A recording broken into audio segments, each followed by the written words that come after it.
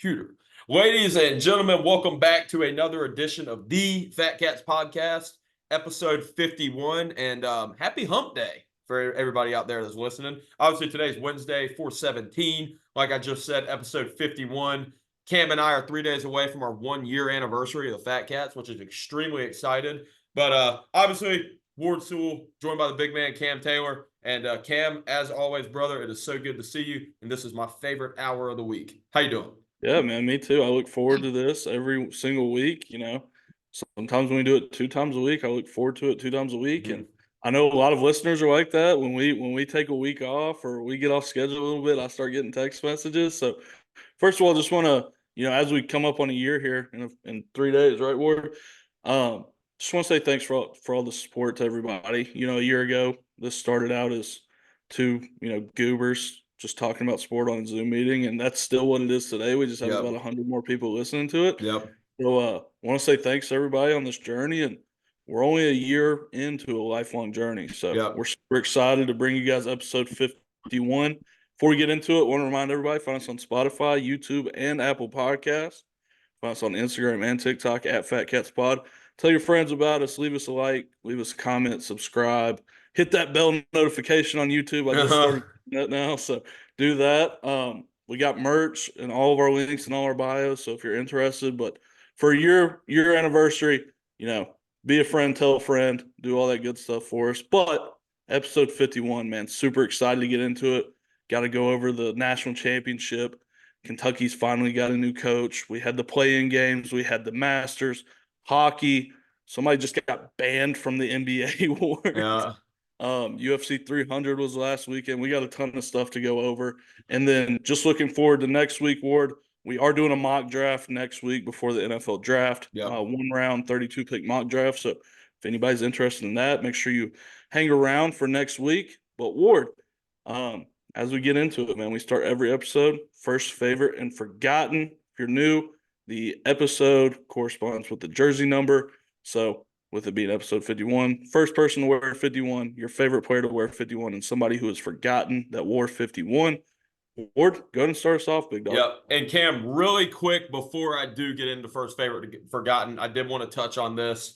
Obviously, in the last year, we've grown a ton on both a personal and professional level. Anybody that knows Cam and I has watched us grow, especially with this podcast. This podcast has become a big part of our life.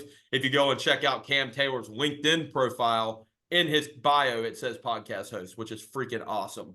But no, I just wanted to shout you guys out. Obviously all the support is much appreciated. That's one. And two, Cam, while you were talking, I'm sorry I was on my phone, but I was looking at TikTok. We were up to 3,522 views on our last TikTok, Cam. Boys are getting up there, man. That's our most views out of any social media post. That's our most views out of every YouTube post. So, guys, we only have 62 followers on Instagram or on TikTok, and we're getting 3,500 views on our profile or on our videos. Pretty cool. So, for a podcast that started as here and is getting its way up, Cam, I know there's not many other podcasts with merch in their first year, but any comments on the TikTok, brother? Nah, I mean, it was a funny TikTok. I guess people like us talking about WWE. But if you missed it, you need to go check it out. Yeah, go check it out. It was me and Ward making fun of what The Undertaker looked like when he came out at WrestleMania. So maybe we do need to start adding more WWE talk to the podcast, man. But super funny clip. If you haven't checked it out, go check it out for sure. Yeah, but Cam, first favorite forgotten. I'll go ahead and get into my first. Anybody knows me knows I am a MLB The Show guy. And back in the day, before MLB The Show, no, this was 2K Sports MLB. There was a guy by the name of Ichiro Suzuki that was always a dog, wore number 51, and he bats very weird. He holds the bat like this. He doesn't hit many home runs, Cam, but his on base percentage, OBS, from those bunts are through the roof. So first one, Ichiro Suzuki. Yeah, baseball legend. Again, not a baseball pod, but baseball legend here for Ward's first 51. My first 51 is keeping it in football. Bruce Irvin. West Virginia legend, played edge for years for the Seattle Seahawks, Super Bowl champion. But Bruce Irvin was the first guy that came to mind, and probably could have been a lot of people's forgottens. But with the West Virginia tie, I think I had to had to give the nod to Bruce. Yeah, and Cam, I love the 50s numbers because this is linebacker central. Obviously, I'm a big linebacker guy. So moving in, speaking of linebackers, Cam, don't want to shout this guy out too much because he does run a rival podcast of ours, but former Redskins legend, former Tennessee Titans legend, former Oakland or Las Vegas Raiders legend. And then he had a little stint there with the Atlanta Falcons, kind of, sort of. But Will Compton, obviously undrafted free agent from the University of Nebraska, came in and he made himself a lot of money in the league, but Cam, he's really made himself a lot of money in the podcast world, which he's kind of like our mentor because that's what we're trying to get up to. But Will Compton, Redskins, number 51, favorite. Love it. Did Ryan Kerrigan wear 51 for you guys as well? 91. 91. Okay. Yeah. So only 40 more episodes from Ryan Kerrigan. I love Will Compton, man. So shout out to him and all the Nebraska faithful out there. Keeping it with linebackers, Ward. James Ferrier wore 51, played for the Pittsburgh Steelers. He was on that 09, 010, or 08, 09, 10 defense, the Super Bowl winning defense, one of the greatest defenses of all time. And Larry Foote got a shout out last week, so it's only right that I give James Ferrier the shout out this week as my favorite number 51. Awesome. And Cam, there was my forgotten 51. Interesting story. The only reason why I thought of this guy is because I saw something on ESPN. Quitty Pay. Not sure if I pronounced that name right. He's defensive end on the Colts. But let me pull up the exact country he's from. Guinea. It's an African country. He's the first ever Guinea player to play in the NFL. Is it Guinea? Is it Guinea? Yeah, Guinea. Yeah, that's it. Sorry for everybody that I definitely mispronounced that one, but first ever Guinea player to play in the NFL. So Quitty Pay, number 51. Cam, you go. Win up. That's an all-time moment. I hope you know that's getting clipped 100%. Oh man, you know what I mean. Potato, right? Quitty Payne, I think also, if I'm not mistaken, tore his Achilles at his pro day at Michigan. Yes. So in the first round. Yeah. But also the first player from Gwinnett. That's hilarious, man. I'm crying a little bit. That was good. I don't know how I'm supposed to follow that up, so I'll just say my forgotten is Terry Crews, played for the Arizona Cardinals in the NFL. Is this actor Terry Crews? Yes, actor Terry Crews. Oh, that's cool. Everybody Hates Chris, and also movie star, obviously. And then was it America's Got Talent that he was one of the hosts for? I think. Hey, name the movie. You're being a real Mick asshole. Oh, that's oh god. Oh, dude, you know The Mean Machine. I got it. It's a remake. Burt Reynolds was in the Longest Yard. There you go. There we go. But yeah, Terry Crews. I don't know how many people knew that he played in the NFL, but he did. I had no idea he played in the NFL. Don't fact check me on the Arizona Cardinals, by the way. I may have just pulled that one out. But yeah, that was first favorite forgotten. That was probably more one of the lively first favorite forgotten we've given you guys in a long time. So hope you enjoyed it. But we also give away weekly game balls, 2 apiece usually to the best performers in sports for the week prior. So Ward, go ahead and give me your first game ball, big dog. Perfect. Cam, starting off, as this podcast knows, I am an NC State Wolfpack guy. NC State Wolfpack hosted the number 2 Clemson Tigers this past weekend, Cam. This Clemson Tigers team has not lost a series in over a year. And NC State Wolfpack came in and beat them 2 out of 3. Beat them Friday and Saturday night, lost to them Sunday night. Cam, this Clemson team is ranked number 2 in the country. I believe I said that. Just want to reiterate that. So Wolfpack football. Game ball from the Fat Cats to you. Wolfpack football, Wolfpack baseball, you know what I mean. Speaking of college baseball, man, the Fat Cats of Kentucky beat Louisville yesterday 17-13. Oh, wow. Kentucky's a top 5 team in the nation right now. Shout out to Johnny Hummel. I think I've talked about him on the show. Went to high school with him at Butler. He's a pitcher for the Cats, so shout out to him. I see NC State and Clemson here, though, Ward. And the first thing that came to my mind is, can we get an update on the flag football, 7-on-7 football that you and Justin Alford are involved in? 4-3, Cam. 4-3, won last night. We actually won by mercy rule last night. So the boys won 28-7. We have one more week. Week 8 is next week, and then the playoffs come around. So, Cam, not going to lie, got in a little bit of trouble in flag football last night. Got one flag for unnecessary roughness because those flag. I have a bad tendency, Cam, former football player, linebacker. When somebody runs and crosses my face and I can't pull the flag, I have a bad tendency of wrapping them up to pull the flag. The refs don't like that. So that's one. And I got a little chippy with some kid out there last night. Started running my mouth a little bit, and the refs had to tell me to calm down. So, but Cam, we're 4-3. And the ankle's feeling all right? Are we back to 100%? We're about 90%. Wearing an ankle brace and a lot of tape, but we're running full speed. Love it. My first game ball I'm going to give out here is to loyal listener El Spring. Ward, I don't know if I showed you this or not.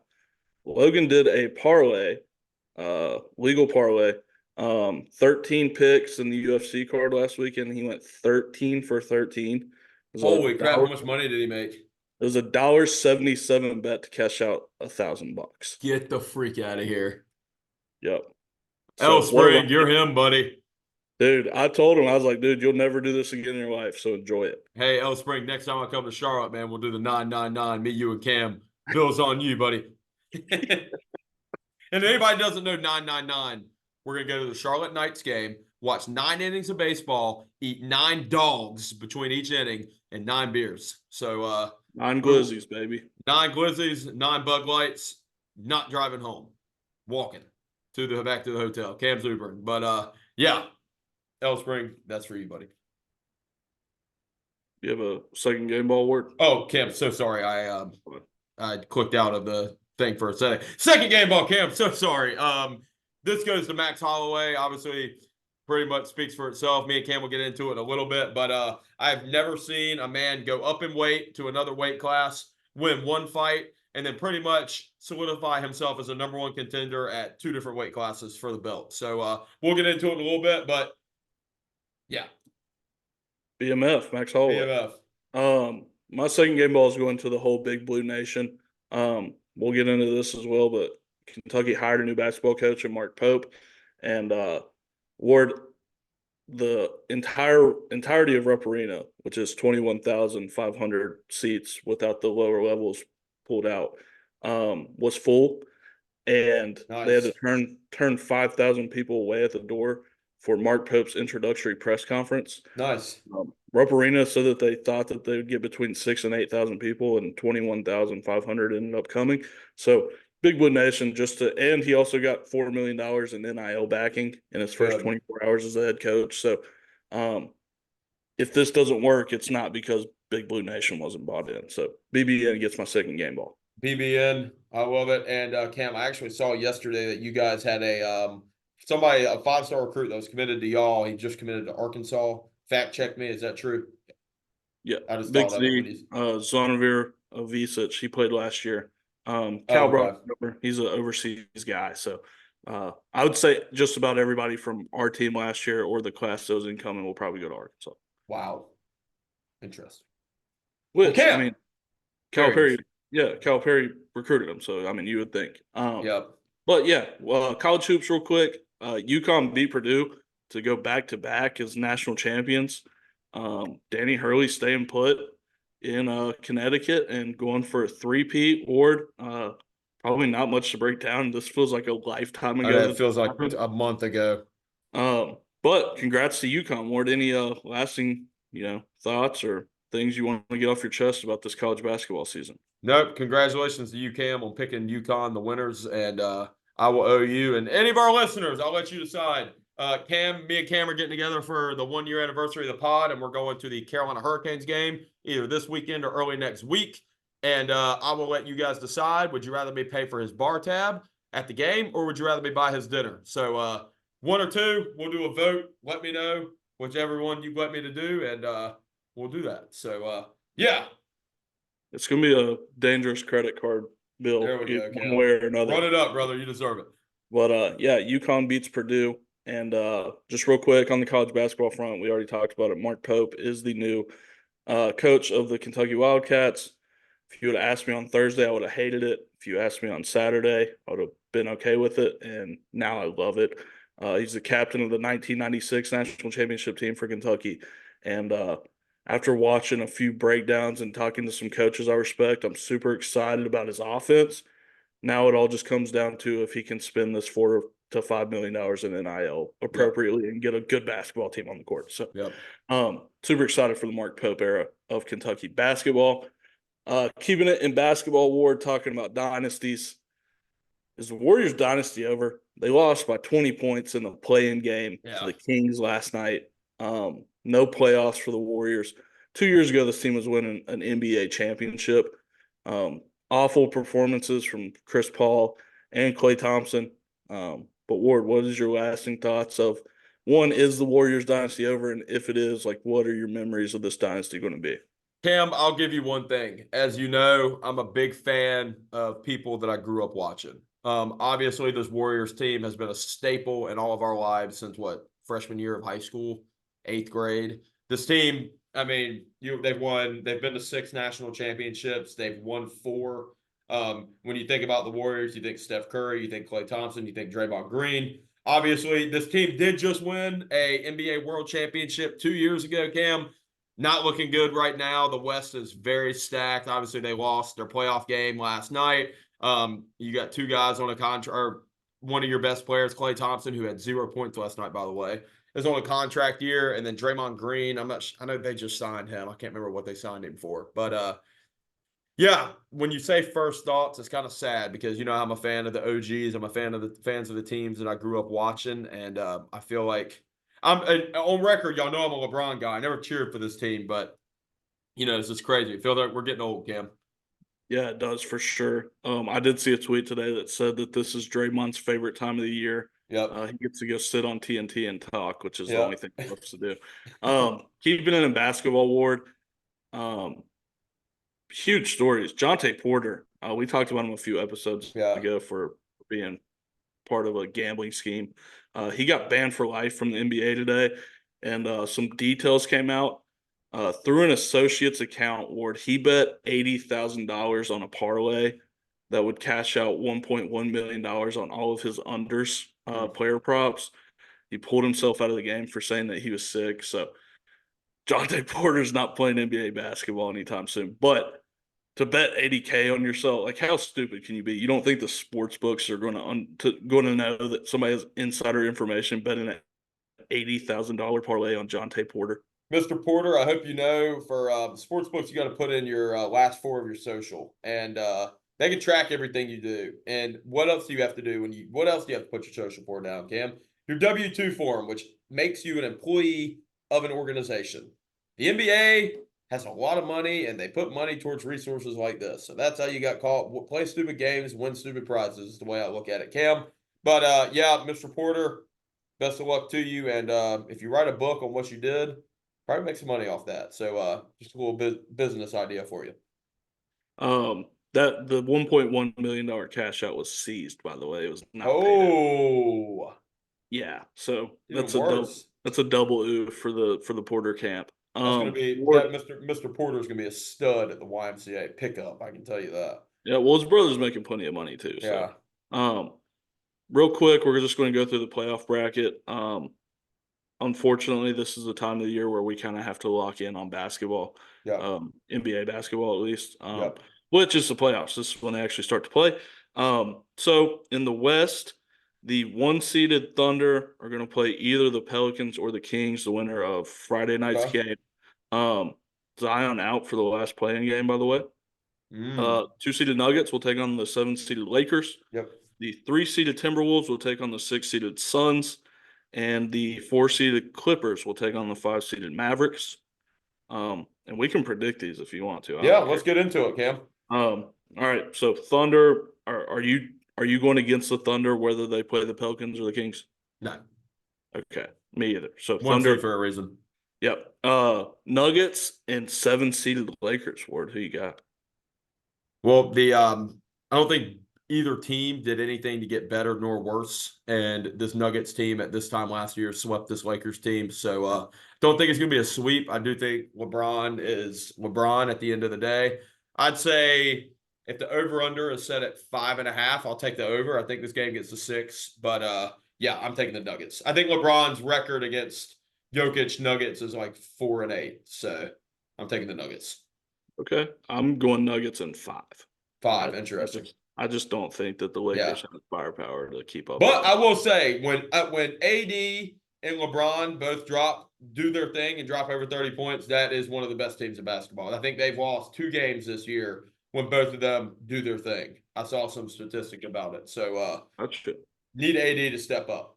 You need AD to be COVID AD and not every other Davis. Exactly. 3-seeded Timberwolves and the 6-seeded Suns, Ward. Who you got?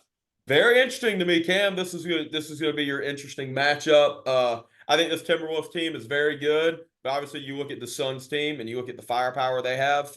I feel like, a lot of teams, especially veterans, will coast a little bit during the regular season, get into the playoffs, turn up the heat. Give me the Suns, Cam. Ooh, how many games you going? That's interesting. Say it's going to go far if the Suns win. So screw it, give them 7.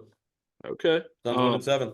This was also going to be my upset pick, but you know what? I'm going to go with the T-Wolves, man. I think they finally make the jump. Cat's back. Cat's healthy. It's going to be a very a different stylistic matchup.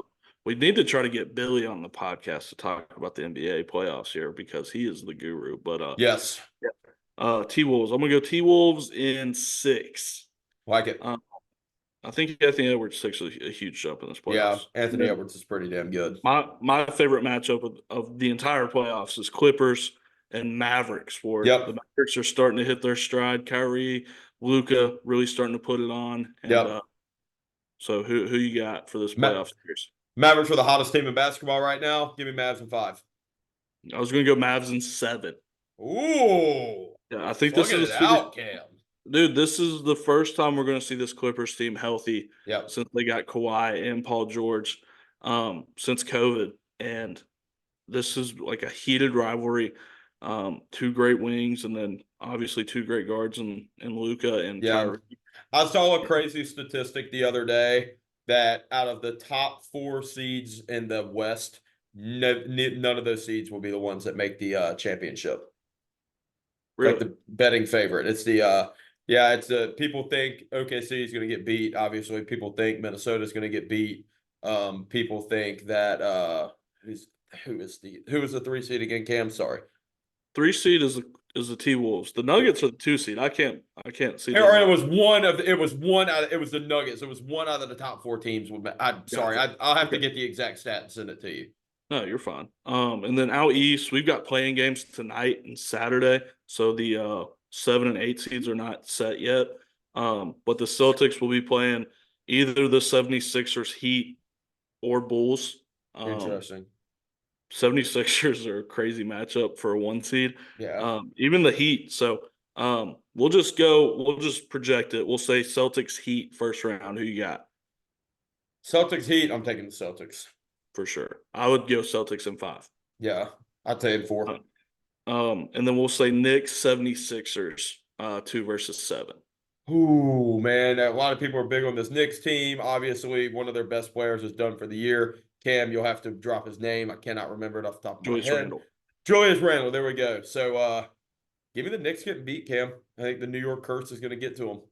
Okay. I think that Brunson just takes over this series. Yeah. I think he wins the series. Very, very solid chance that happens as well, buddy. Yeah. Give me let's go Knicks in 6. Okay.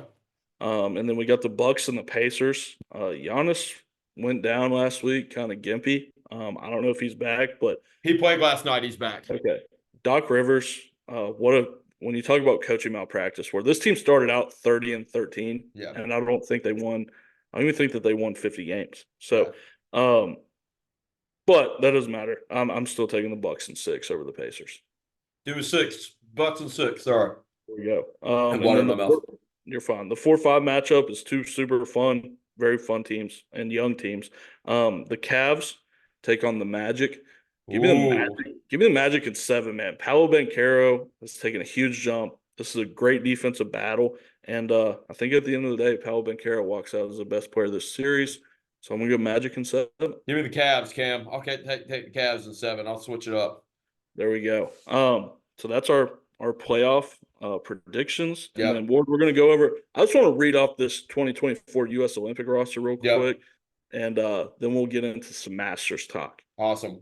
So players that are 100% going to be on the 2024 U.S. Olympic team include LeBron James, Stephen Curry, Kevin Durant, Bam Adebayo, Devin Booker, Joel Embiid, Jason Tatum, Anthony Davis, Drew Holiday, Tyrese Halliburton, Anthony Edwards, and Kawhi Leonard. How nuts is that 12-man rotation? I'll give you my first thought. Drew Holiday over Kyrie Irving was kind of insane to me, to be honest with you. Kyrie is an absolute legend of the game, and I feel like it's a little bit disrespectful in that regard. But yeah, Cam, you probably have some hotter takes than I do. I feel like a couple guys were missed out, but give me your thoughts. Yeah, I liked it. On the Kyrie point, he's allowed to play for Australia, so I don't know if that went into it. Same way. Because I know Kyrie has played on the Olympic team in the past. He has, yes. But he was born in Australia, so I don't know how that works. I know like Embiid has played on other national teams in the past, and this year he's playing on the U.S., so I don't really know what you have to do to get to what teams. But, I mean, this is the squad. Like, this is our era's dream team. This is the best players to ever touch basketballs in our lifetimes, and they're all. I wonder if they bring a college guy in or not. Because haven't they in the past brought college guys in and let them run with them? So usually the first overall pick gets right away and they usually don't even play. They're just around the guys. I know Anthony Davis was that guy in 2012. Not sure for 2016 who the guy was. I've seen a lot of people say Cooper Flagg, who is going to Duke next year. Interesting. Number one high school player in America, but that would be very cool for him. Yeah. But they said they're going to keep one spot open. Cool. Just in case they need to add somebody or somebody gets hurt. So definitely one more spot open for people to fight for, I guess. Yeah. But Ward, maybe the biggest news of the weekend is Scottie Scheffler won the Masters. Scotty too hottie. Yep, second time in 3 years. One of the goofiest sets of footwork you've ever watched in golf, but he's the best ball striker in the world. Scottie Scheffler, second Masters win in 3 years. What was your first impression? Also, we got to talk about this kid that he's having here pretty soon. Yeah, and you want to hear something crazy too, Cam? Something crazy to me? Guess how old Scottie Scheffler is? By looking at him, how old do you think he is? Looking at him, you'd probably think 30, but I think he's like 26 or 27, right? He's 3 years older than us. He was born in 96, which is absolutely insane. My fake ID back in the day was from 1996. So my Tennessee ID was the same year as Scottie Scheffler, which is insane to think about. But no, man, this guy is just in all elements of the game. We are watching, like, I saw a video of him and Tiger Woods shaking hands. And it's just like, it's like when Israel Adesanya, what I compare it to is when Israel Adesanya and Anderson Silva fought.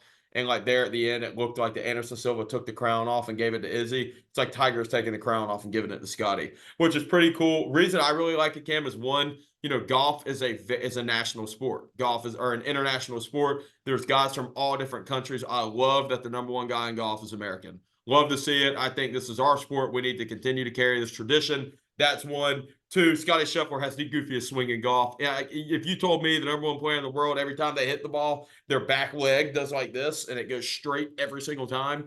Good for Scottie. The man doesn't make mistakes. Yeah, he's on a different planet right now when you talk about playing golf. And it's very reminiscent. You said Tiger Woods.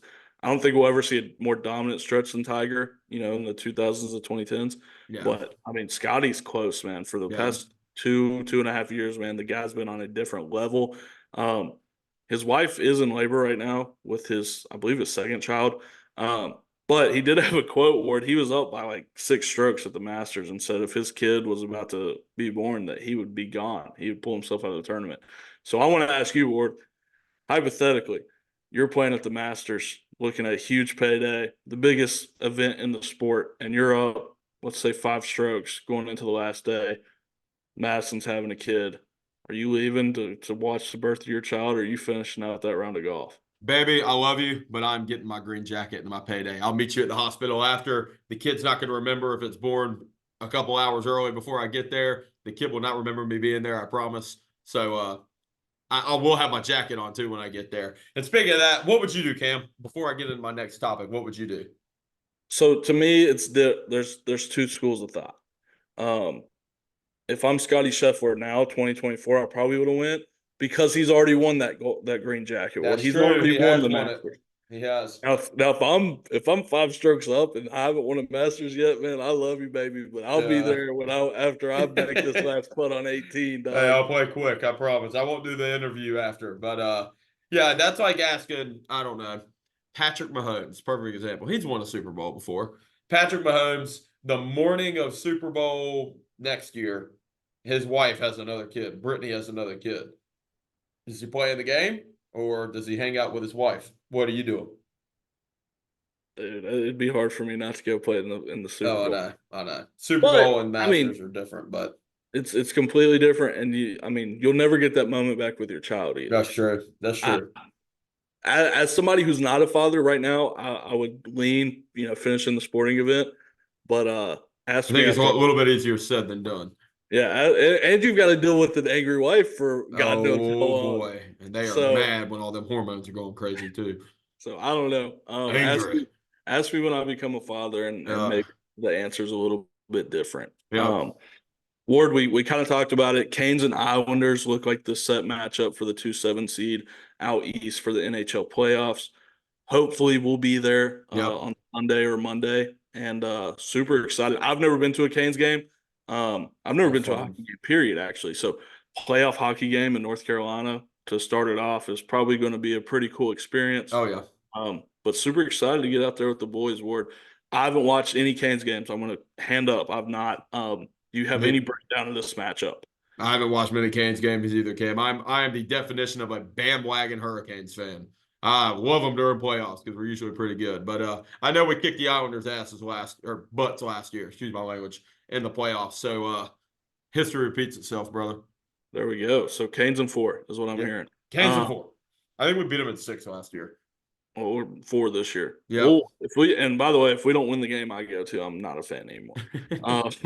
One more thing, Gordon, and we're going to talk UFC 300 and probably get out of here. Do you know the name Caden Proctor? Okay. So bit of backstory. Caden Proctor was the number 1 overall player in America 2 recruiting cycles ago in football. Mm-hmm. He's a left tackle, born and raised in Iowa City, Iowa. Mm-hmm. He committed to play for the Iowa Hawkeyes as a sophomore in high school, Ward. Mm-hmm. So for 2 years, he was committed to play at Iowa. On signing day, his senior year, he flipped to Alabama. So last year, he started the entire season as a true freshman at left tackle for the Alabama Crimson Tide. This year, after the season, after Saban retired, he enters the transfer portal and ultimately ends up back at Iowa, back at his home school, place where he grew up. Transfer portal again. Well, I'll get there. Takes an NIL check of close to half of the NIL collective. Wow. Re-enters the portal, goes back to Alabama. This is probably a month and a half ago. No. Goes back to Alabama, goes through spring ball, new coach, Milrose there. A bunch of the guys came back. Yesterday, Ward, he re-entered the portal again. 3rd time since December, since January. He's entered the portal with a no contact tag, which means he can only talk to people he wants to talk to. But 3 transfer portal visits in 4 months? Yeah. That's the reason people say the transfer portal shouldn't be around. I don't agree, but people that use it this way drive me nuts. I like the idea of college football when it comes to the transfer portal. I wish they would pass a deal where you can only transfer 1 time. And after that 1 time, you're stuck, and if you want to transfer again, you got to sit a year. I don't like how, I looked at a video the other day, Cam, and it was the top 10 quarterbacks of 2019. Where are they now? Top 10 quarterbacks of 2018. Where are they now? 8 out of that 10 on that list started at a school and are now at another school if they're still playing college football. Just, that's my 2 cents on it. Some of them have been to multiple schools. I just think transfer 1 time, you get one Division I transfer, then that's it. Call it quits.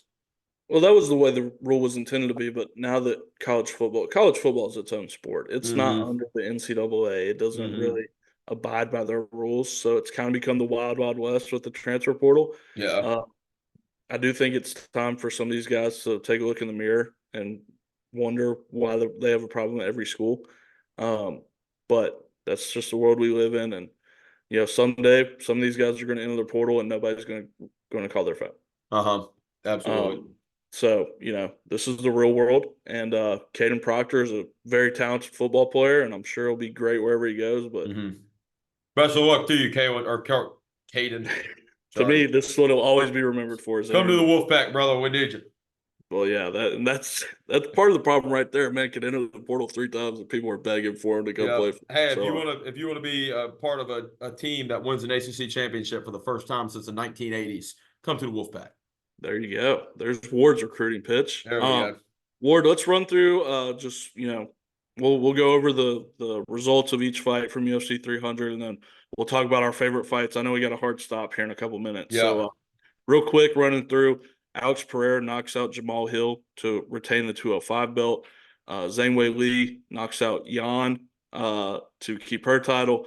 Justin Gaethje gets knocked out with 1 second on the clock against Max Holloway in the BMF title. Yep. Charles Oliveira loses a decision, I believe, correct, to Armand. Yep. Bo Nickel wins against Cody Brundage. In the prelims, Yuri Prohaska beat Alexander Rakic. Calvin Kattar lost to crotch-sniffing Aljo Sterling. Yep. Jalen Turner gets a knockdown against Renato Moiciano and then loses the fight via knockout. Bobby Green beat the hell out of Jim Miller, and then Davison Figueiredo gets a Garbrandt gets submitted. Yep. So Ward, pick out your favorite fights. This is totally up to you who you want to cover, who you don't want to cover. Absolutely. And Cam, hands up, I am so sorry. Did not watch the prelims. Had to go to my girlfriend's mother. It was her birthday, so had to go out to dinner for her birthday. And then we went out and had a beer after, and I was following them on my phone, but did not get to watch them, unfortunately. So I only have 5 fights to choose between. I have a lot of respect for this Arman Tsarukyan guy that beat Charles Oliveira. Anybody that walks out so pissed off, you punch a fan, pretty cool. I wish I was that fan, because all that fan did, Cam, I don't know if you saw this story, all the fan did was ask for tickets. He asked for Dana White to fly him and his friends out and tickets to the Conor McGregor fight, the UFC 3, whatever. Me, boy, it's gonna be. I'm gonna be sitting. I'm gonna have a lifetime contract sitting in between Joe Rogan and Daniel Cormier as a commentator, using my sports broadcasting degree that I spent a lot of money on from Western Carolina. But anyway, Cam, long-winded.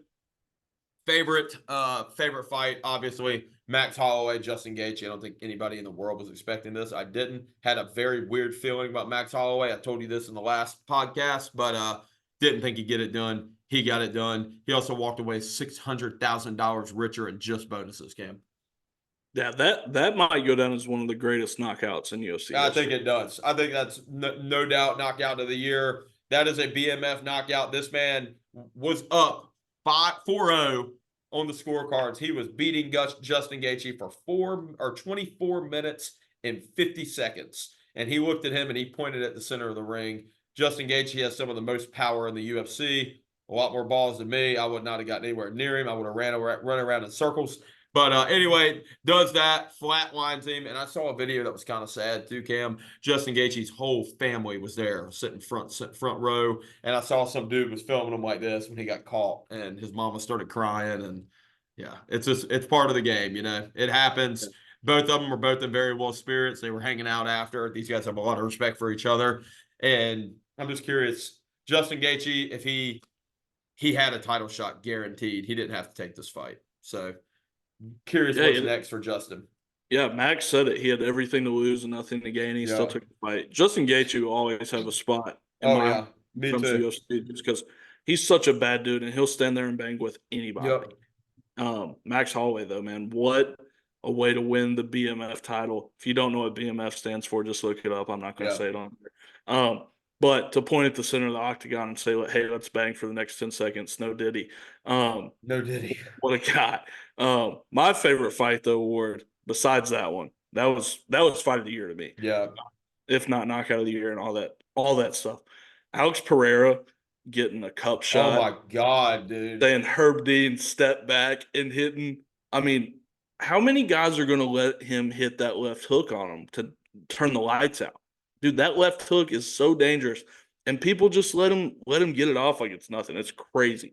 But Alex Pereira shooing off Herb Dean and hitting Jamal Hill with the left hook was I went back and watched Alex Pereira's first two fights in the U.S. or not first two fights, but his first two title fights against Izzy. I went on a run the other night. You know, I'll get watching YouTube videos. The level that this guy is at now compared to those first two Izzy fights, absolutely freaking insane. Just how confident he is, how technical he is, how fast his strikes are. And you got to think he's fighting 20 pounds heavier than he was. And look what he's doing to the top guys at this division. I mean, the absolute top guys at the 205 division. Alex Pereira, he's now defended his belt twice. But, oh no, that was his first title defense. But yeah, man, this guy's good. And you look at, and people, and don't write off Jamal Hill, too. Jamal Hill held the belt. Jamal Hill beat everybody. Jamal Hill knocked everybody out, and he came and ragdolled Jamal Hill. So I do think Alex Pereira making a jump to heavyweight. Let's stay put for a little bit. Let's defend the belt one more time. Let's stay at 205, big dog. Yeah, let's stay at 205. Not many people. There's not many. I'm not that big of a fan of the Brazilian fighters. Not many people in the UFC that I respect more than that man right there, though. Yeah, he's incredible, man. And I saw somebody said that he was doing a speed run on becoming a UFC Hall of Famer. Yeah. His UFC resume is for what has he been in the sport for? 2.5 years, 3 years, maybe. Yeah. Second to none, man. What he's done in 3 years is incredible. You look at all the current or former champions that he's beat. Yeah. In dominating fashion. The only people he's beat at 205 are current or former champions, by the way. Exactly. It's crazy. He's 3-0 at 205. Jan was the first one, former 205 champion, fought Izzy for 205 belt. Second one was Yuri. Yuri was former champion. Third one, Jamal Hill, former champion. Yep. And again, I don't want to write off Jamal Hill. He's coming off. Jamal Hill's good, boy. He's a great fighter. But I mean, Alex Pereira. First of all, the guy used to fight at 185. Yeah. He posted a picture a day after making 205. He's 238, Ward, 238 pounds in a day. I mean, I can't believe that guy ever made 185. To be completely honest with you. Yeah. But those two fights were incredible. Yuri and Rakic was an awesome fight too on the prelims. UFC 300, man. One of the better cards I can remember watching. Yeah. And then we did get the news that Conor McGregor and Michael Chandler at 170. I think it's going to be 302 or 303. I can't remember off the top of my head, but Conor's back, man. Conor's back, and I am pulling for Michael Chandler too, man. I love Conor McGregor. But everything now is getting a little too much. I just think he teases all these returns and he teases he's going to do this. I don't know. Michael Chandler's just been waiting on it. But Cam, my boy Bo Nickel got another win, got another finish. Wasn't the prettiest. Did a lot. It shows how superior this guy is on the ground. His grappling is second to none. Yep. And I cannot wait to see what's next for him. Can we start giving him some guys though? They won't. No disrespect. Same thing. You got to think about it. Same thing they did with Sean O'Malley. Sean O'Malley's first 6 fights in the UFC were nobodies. I mean, you got to think about it, man. Bo Nickel has had he's had 2 UFC fights now. He had 2 Contender Series fights. This is his 6th in This was his 6th mixed martial arts fight. It's crazy to think about. Yeah, but I'm super excited, and I'll give you all the credit in the world. I don't think anybody called Bo Nickel's incredible UFC career before you did. So he has a long way to go, my friend. What an eye for talent that Ward has. But I believe that's all we have. Remember to let us know what Ward's got to buy me, whether it's my bar tab or my dinner tab. I'm kind of hoping it's the dinner tab, to be honest. Whatever you want, buddy. That was episode 51 of the Fat Katz. Remind everybody real quick, Spotify, YouTube, and Apple Podcasts. And then Instagram and TikTok at Fat Katz Pod. We appreciate you guys. 1 year and 3 days on 420, as I think we just crossed 420 on the timestamp here. Let's go, baby. Ward, pleasure as always to record with you, my friend. Pleasure as always, man. And hey, we need to bring back. I've been thinking a lot. When it's time to bring back pet peeve of the week because I've been seeing. I have two of them off the top of my head, and I'm ready to hammer on this podcast right now. So. Probably next week because, like I said, we have the mock draft next week. But after that, we're gonna have to start making some stuff up again. We're gonna start doing our drafts again. Yep, our drafts, our make a case, all that cool stuff that we started out with, we're going to have to bring back. So super excited for that. But again, always a pleasure, my friend. Cam, always a pleasure, brother. I will see you hopefully this weekend. Yes, sir. Awesome. Peace. Oh, I can't find the end button. There it is. See you, brother.